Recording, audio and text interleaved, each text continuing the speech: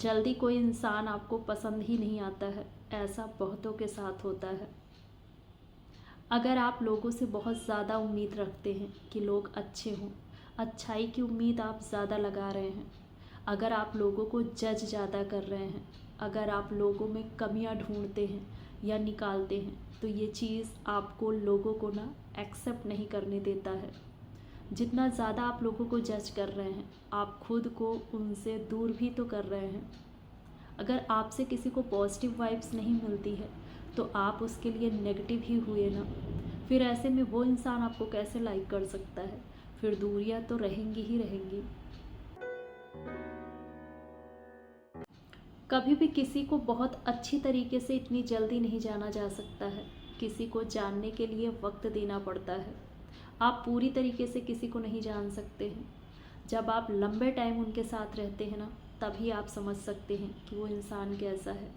But कभी कभी काफ़ी लंबे टाइम भी रह कर के हमें लोगों का अंदाज़ा नहीं हो पाता है। हम ऊपर ऊपर से लोगों को देखते हैं और जज कर लेते हैं कि ये इंसान अच्छा है या ये इंसान बुरा है। बहुत कुछ छूट जाता है, बहुत कुछ रह जाता है। अच्छी बातें, कुछ अच्छी क्वालिटी उसकी छूट जाती है जो हम नहीं समझ पाते हैं। ऊपर ऊपर से देखने में हम जो अंदाज़ा लगाते हैं वो कभी कभी काफ़ी हद तक सही भी होती है।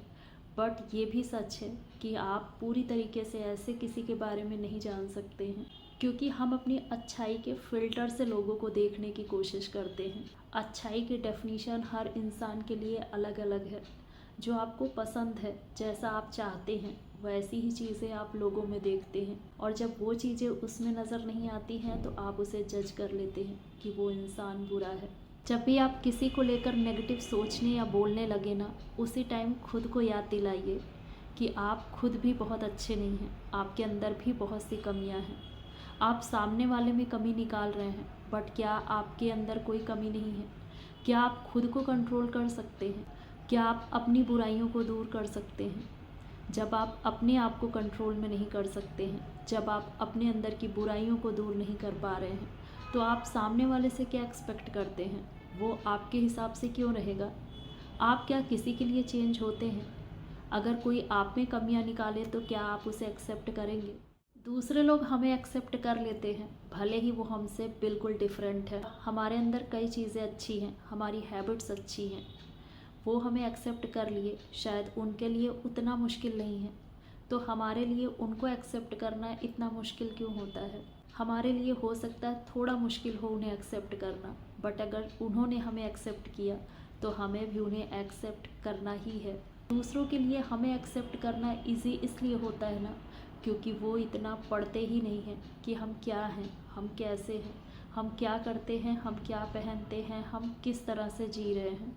बट हम शायद ज़्यादा पड़ जाते हैं इसमें, और इसीलिए हमें लोगों की कमियां ज़्यादा नज़र आती हैं। कोई हमसे बस ठीक से बात कर ले, इतना ही इनफ है। हमें दूसरों के ज़्यादा झंझटों में पड़ना ही क्यों है? कौन किस तरह से अपनी लाइफ जी रहा है ये उसकी चॉइस है, क्योंकि सबकी अपब्रिंगिंग अलग है, सबकी पसंद अलग है।